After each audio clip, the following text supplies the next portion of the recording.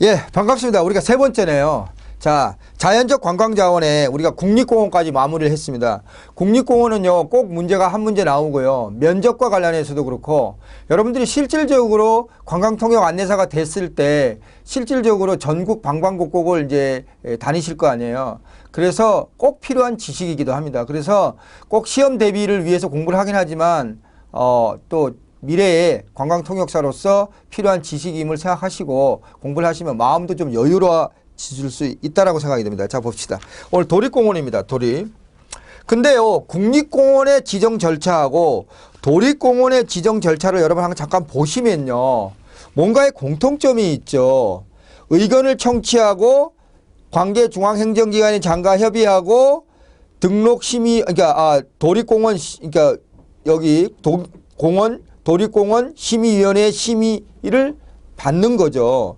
그래서 아까 우리가 앞에 강의에서 국립공원은 관할 국가 안에 도지사가 있잖아요.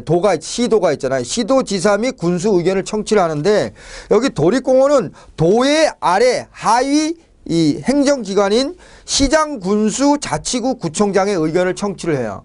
지금 제가 드리는 말씀이 어떤 의미인지 와서 다 아세요? 그렇죠.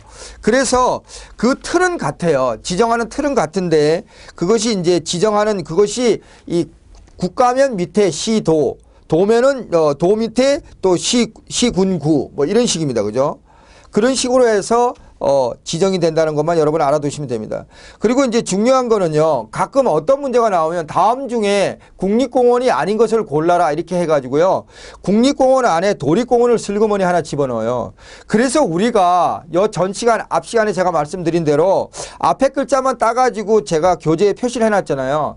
참 말이 안 되는 얘기입니다. 앞뒤가. 그렇지만 자꾸 반복을 해서 국립공원임을 꼭 인지를 하시기 바랍니다. 인식을 하셔야죠. 잘 아셔야죠. 이런 걸 섞어놨는데 국립공원인지 모른다. 그럼 문제가 심각하죠. 그래서 여러분들 그 옆에 남한산성이 세계문화유산으로 지정이 됐는데 도립공원이에요. 도립공원이요. 도립공원. 그래서 대단하죠. 그죠? 국립공원도 아니고 도립공원인데 세계문화유산으로 지정됐다는 것도 여러분 알아두시고요. 그래서 그 옆에 모악산, 덕산, 칠갑산, 대둔산은 두 군데죠. 전북, 충남에서 다 도립공원으로 인정하고 있는 거죠. 그래서 대둔산 같은 경우가 산은 하나인데 전북하고 충남에서 같이 이제 도립공원을 이제 지정을 한 거죠. 그래서 그 내용이 옆에 쫙 밑에 나와 있잖아요. 그래서 일일이 제가 말씀드리지 않다 하더라도 사실은 뭘 가지고 판단하면 돼요? 국립공원을 일단 다 외우세요. 그리고 국립공원을 하나하나 제가 세세하게 다 했잖아요.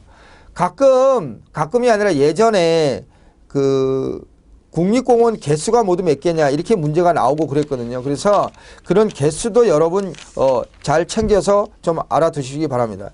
그래서 21개죠, 국립공원은. 그래서 그 도립공원, 군립공원도 여러분들이 개수도 여러분 제 책에 있으니까 체크를 하시기 바랍니다. 자, 봅시다. 근데 이제 230쪽에 제가 앞으로 예상되는 문제입니다. 도립공원에서. 현재 충청북도에는 도립공원이 없어요. 현재 언제요? 2015년 지금 몇 월 달이죠? 9월 달 현재. 도립공원이 없습니다. 충청북도에. 이런 식의 문제가 제법 나와요. 도립공원이 없는 도가 현재 어디냐 이렇게 문제가 나오면 단답형이지만 면접에서도 물어볼 수 있죠. 자, 마이산의 유래가 나오죠. 그죠? 거기 230쪽의 상단입니다. 마이산은 말맞자에 귀이자예요. 말맞자에 이 귀이자죠. 귀이자. 그러니까 산이 말의 귀 모양을 닮았다는 거죠. 그래서 태종이 이렇게 이름을 붙였어요. 마이산이. 그래서 이 마이산이 태종이 명령을 이렇게 이름을 붙인 건데, 우리가 앞 시간에 말한 정의품성은 어디 국립공원에 있죠? 법정 스님이 속마음이라고 그랬잖아요. 그렇잖아요. 속리산이잖아요. 속리산의 정의품성이라는 건 어떤 왕이 행차를 하는데 나뭇가지에 걸린 거예요? 세조죠. 제가 이 얘기를 하고 싶은 거예요. 마이산이라는 이름을 붙인 왕은 태종이죠. 태종 이방원이죠. 이방원. 우리 조선 얘기했죠. 이성계 아들이잖아요. 장남이 아닌데 왕이 되네 아니에요. 그쵸? 그 사람이죠. 그 다음에 세조. 어린 조카 단종을 어린 조카 단종을 내쳤고 왕이 된 사람이죠. 그래서 이런 것들도 슬쩍 바꿔놓으면 여러분은 어떡할래요? 정의품성이 태종하고 관련이 있다 이렇게 하면 그럴듯해 보이죠. 그래서 이렇게 사실은 치사하긴 하지만 이렇게 바꿔놓을 수도 있으니까 여러분 꼭 기억을 하세요. 제가 말씀드리고 그 다음에 군립공원입니다. 최초 지정을 알아두셔야죠. 그죠? 그 다음에 그 군립공원의 예도 그 밑에 나오는데 그 강천산 정도는 꼭 좀 알아두시면 좋겠습니다. 나머지는 끝에 줄에 있는 맨 밑에 그 병방산이 있죠. 병방산. 그래서 이런 것 정도 해서 여러분들 머릿속에 넣어 두시기 바랍니다. 자, 그 다음에 천연기념물입니다. 사실은 시중에 나와 있는 책이 천연기념물을 전부 다 이렇게 나열해 온 책은 없었어요. 제 책이 그렇게 했다라는 게 아니라 이렇게 많은 종류의 것을 공부한다는 게 참 효과성이 있느냐에 대해서 좀 의문점이 들었기 때문에 그런 건데 저는 만들면서 이걸 넣어야 되겠다고 생각해서 넣었더니만 이번에 나왔어요. 그렇죠? 그래서 이거 만들고 난 뒤에 물론 이제 시험을 본 거라서 제가 적중을 한 거라고 하지만 이렇게 많은 걸 그냥 나열만 해놓고 적중했다고 하는 건 좀 우스운 얘기죠. 그죠? 근데 천연기념물에 대해서 우리가 한 번쯤은 읽어볼 필요가 있다는 면에서 꼭 좀 읽어보시기 바랍니다. 그래서 엄청나게 많은 양이긴 한데 특히 그 하나 둘 셋째 줄에 230쪽에 홍도 천연보호구역 그 밑에 줄에 한라산 천연보호구역 이런 거 있고 그 다음에 제주 서귀포층의 폐류 화석 산지 위로 올라가서 231쪽에 2015년 9월달 시험에 나왔던 사양노루 이런 것들 그 다음에 하나 둘 셋 넷 다섯째 줄에 향로봉 건봉산의 천연보호구역 그쪽에 이제 새똥구리가 있거든요. 그 다음에 그 새똥구리도 요번에 나왔죠. 그 다음에 그 밑에서 거기서 향로봉에서 하나, 둘, 셋, 넷, 다섯, 여섯, 일곱, 여덟로 내려가면 의령의 서동리의 하만층의 빗방울 자국. 비가 내린 빗방울 자국이 이것도 천연 기념물인 거죠. 그 달성의 측백수림이 빗방울 자국 밑에 있잖아요. 이거는 달성이 이제 경상북도를 지역을 얘기를 하는 건데요. 달성은요. 도동이라고 이름이 바뀌었어요. 달성이. 그래서 지금 제가 달성의 측백수림이나 달성의 측백수림이나 도동으로 바뀌었기 때문에 도동의 측백나무숲이라고 도동의 측백나무숲이라고 옆에 한 번 더 써놓으세요. 똑같은 말이에요. 자, 도동의 측백나무숲이라고 해도 똑같은 말입니다. 그래서 이게 천연기념물 제1호죠. 그래서 이것도 꼭 알아두세요. 자, 천연기념물 1호, 보물 1호, 국보 1호 이런 거 다 알아둬야 된다 그랬죠. 그거는 이제 제가 뒤에서 강조해 드릴 겁니다. 이팝나무는 시험 문제 한번 나왔어요. 그 다음에 이제 그 밑에 조팝나무가 있죠. 그죠? 참고해 지금 여러분 보고 계신 거죠. 꽃이 핀 모습이 좁쌀을 튀겨놓은 것 같다 그래서 조밥나무라고 하다가 발음이 강해지면서 조팝나무로 변했다는 거죠.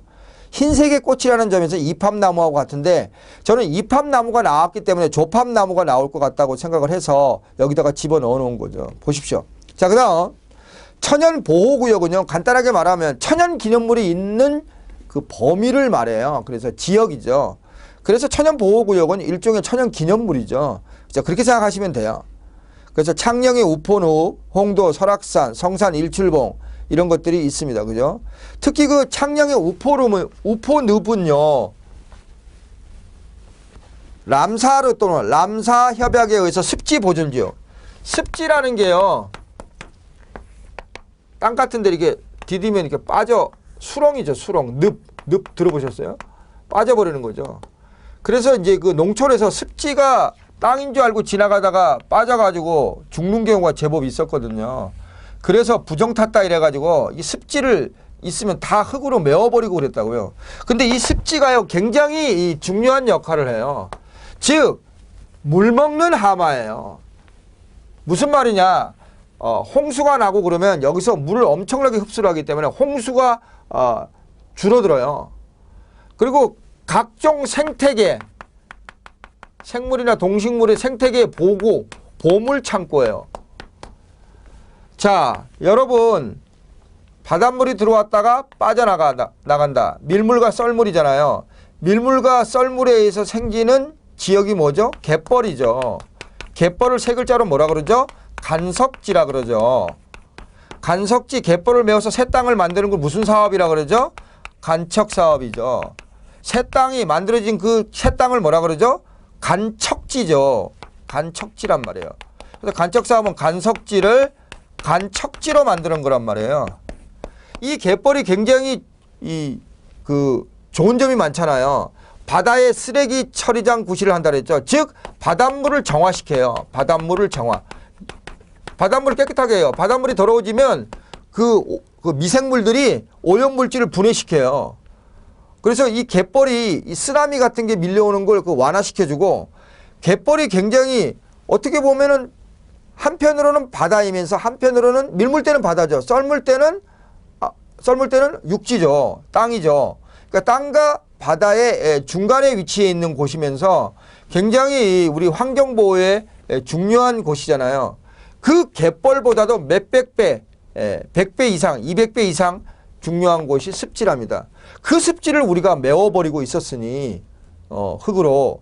그래서 람사르 협약이라는 게, 또는 람사르 협약은 뭐냐면 국제적으로 이런 습지를 보호해야 되겠다. 이 습지가 얼마나 유용하고 우리에게 도움을 주는 건데 이걸 없애버리느냐.